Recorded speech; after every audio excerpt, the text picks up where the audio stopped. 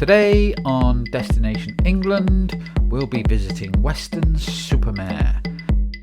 And to me, it's an unwilling mixture of dilapidated old buildings and rather half-hearted new build renovations. Huge, original, beautiful buildings overlook the seafront, yet the actual city centre just looks really down at heel in my opinion. This place is only 20 miles from Bristol, just off exit 21 off the M5. And the beach is apparently one of the longest in Britain, and it's a nice promenade or walk or cycle on a nice day. Weston, as I say, is an uncomfortable mix. There are lovely pavilions which are literally rusting away, unpainted and unrenovated, alongside new style stone seating areas and these extortionate parking fees.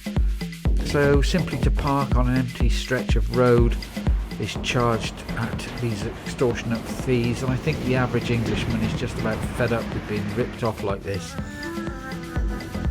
Which is why I personally get my folding bike out of the trunk of my car and cycle into any coastal town, as I have today, to avoid this whole rip-off.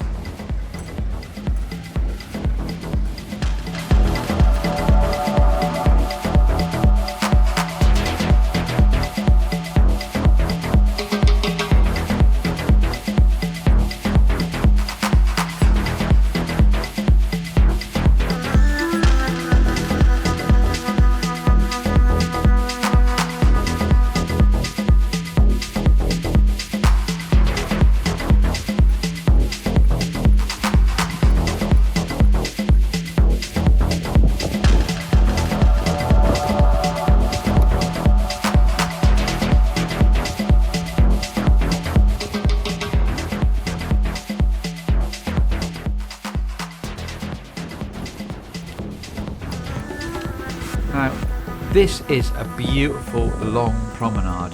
Now, I'm going to put some speed on this just so I can ride up the whole of the promenade right up to the Grand Pier and show you, and then ride up beyond the Grand Pier onto the Burnbeck Pier side of things, which, as I say, is my favourite part of Weston.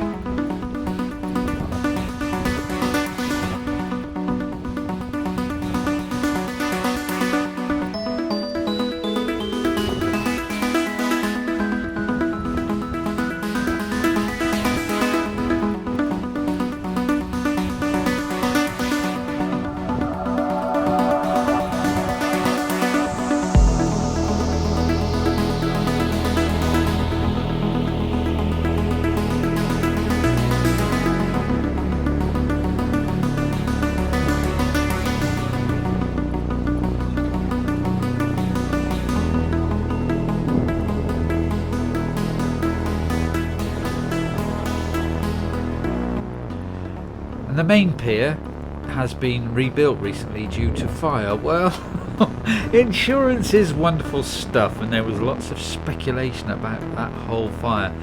Anyway, a huge Ferris wheel and some modern shops are mixed in with lovely old building fascias and these ghastly amusement arcades which you've seen. And so, as I say, I think Weston Mare is a beautiful, lovely, ghastly place simultaneously. And by that I mean that the beauty is fast fading and the council's money is being wasted on pointless new archways or cold, uncomfortable, useless sculptured stone benches.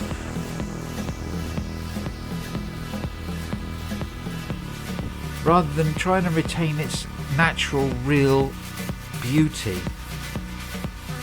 The ghastly is fast achieving the upper hand in Weston Mare, I think.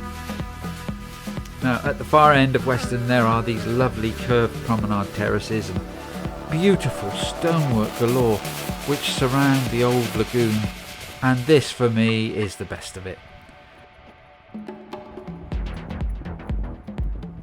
And in closing, I must say that it seems to me that all of England's beautiful seafront towns are now being left to decay and waste and rust away.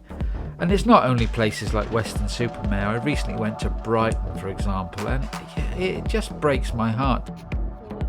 Now, what used to be a safe swimming marina area, there was a safe swimming marina lake towards the Burnbeck Pier end of Weston. And that's now being dredged, and literally tons and tons of mud are being emptied from it. It hasn't been used for years on end, but if it does come back online, that will be nice. And I tell you now, that end of Weston, the Burnbeck Pier end of Weston, is the best of Weston in my opinion.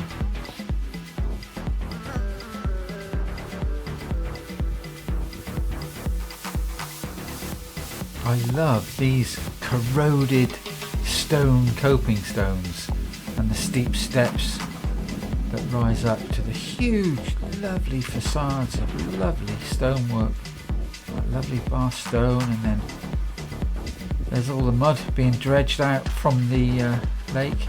And atop Weston-super-Mare there's this beautiful terraces of old buildings that lead down, right down to the front of Weston.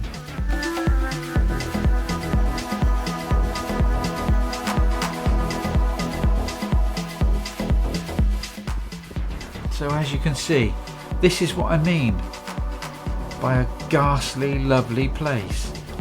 Some of it and some of the architecture is just absolutely stunning. And then you get Ferris wheels and the like on the actual seafront. So that was my clip of Weston-super-Mare, and do join me next time on Destination England, part of the handheld series, which I hope gives everyone a bit of an insight in where to head for and what to expect.